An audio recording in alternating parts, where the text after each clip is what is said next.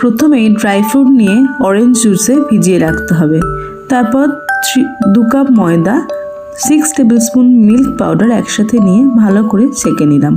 অন্য একটা বলে নিলাম 1/2 কাপ দুধ, 1/2 কাপ তেল, 1 টিস্পুন ভ্যানিলা এসেন্স, ভালো করে ব্লেন্ড করে নিলাম এবং এরপরে দিলাম সেই ময়দা আর মিল্ক পাউডারের মিক্সচারটা। এরপর দিয়ে দিলাম ময়দা আর মিল্ক পাউডারের মিক্সচারের উপরে দিয়ে দিলাম ক্যারামেল সিরাপ, যেটা আমি আগে থেকে প্রিপেয়ার করে রেখেছিলাম, এবং দিলাম কিছু মশলা মিক্সচার, যেখানে ছিল nutmeg powder, cinnamon powder, ginger powder. এরপর দিয়ে দিলাম ক্যারামেল সিরাপ, তারপরে দিয়ে দিলাম সোকড ড্রাই ফ্রুটসগুলো।